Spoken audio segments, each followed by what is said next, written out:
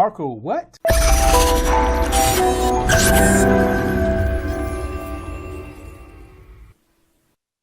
Welcome back, everybody. Duane Thompson, your food product entrepreneur's mentor. I'm back. And today, we're going to talk about UPC codes, or also known as Universal Product Codes. Whether you're in the food business or not, we interact with these UPC or Universal Product Codes every day.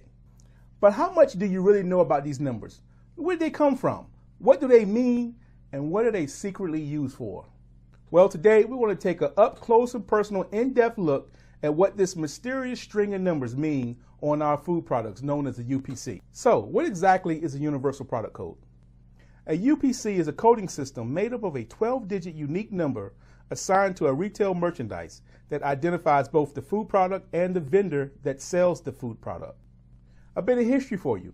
Back in 1973, an IBM engineer, this guy, Mr. George Joseph Lauer, invented the UPC or Universal Product Code. And he's still alive today at 92 years old. Now here's another interesting trivia fact for you. The first product to ever be scanned by a UPC code was a 10-stick pack of Wrigley's Juicy Fruit Gum. Go figure that one.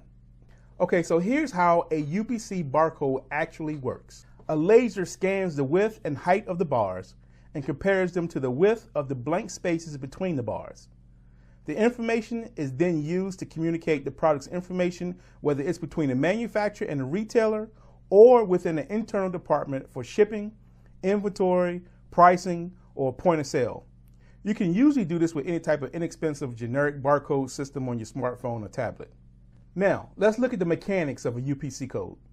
First, you need to know that the standard structure of a 12-digit UPC code is known as a UPCA code.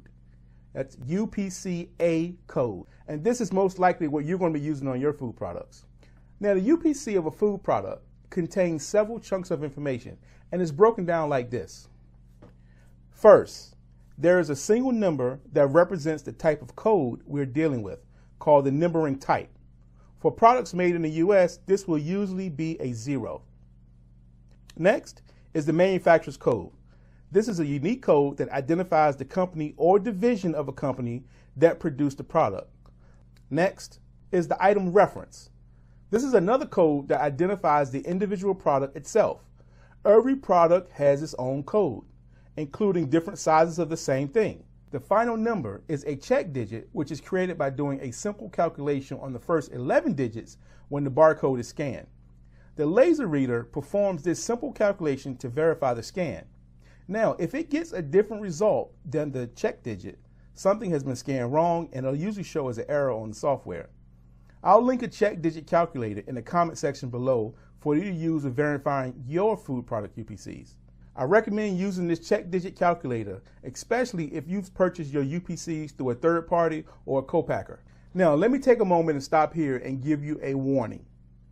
Do not, under any circumstance, purchase your UPCs from any entity other than GS1.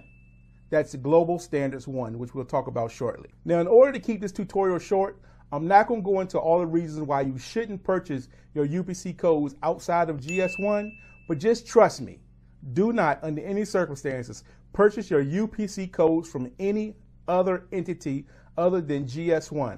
I'll make sure I put a link in the comment section below for your reference.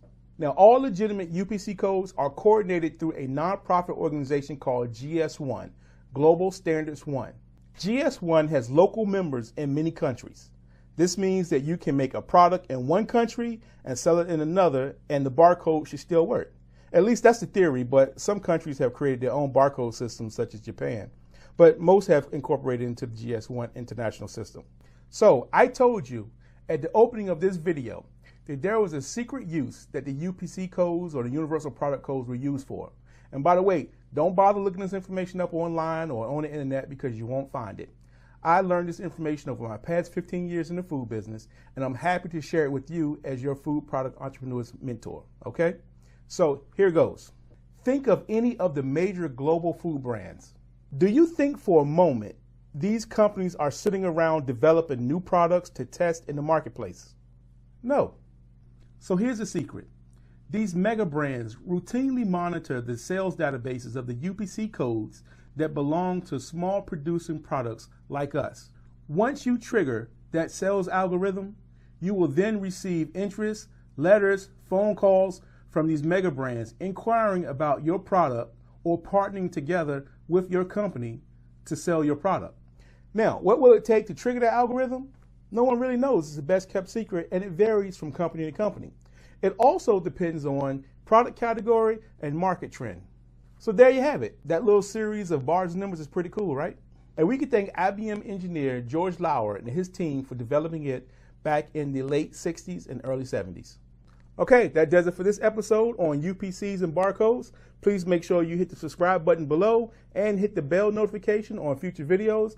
Also, please leave me any comments for suggestions that you might have on upcoming videos that you want me to cover for the food product business.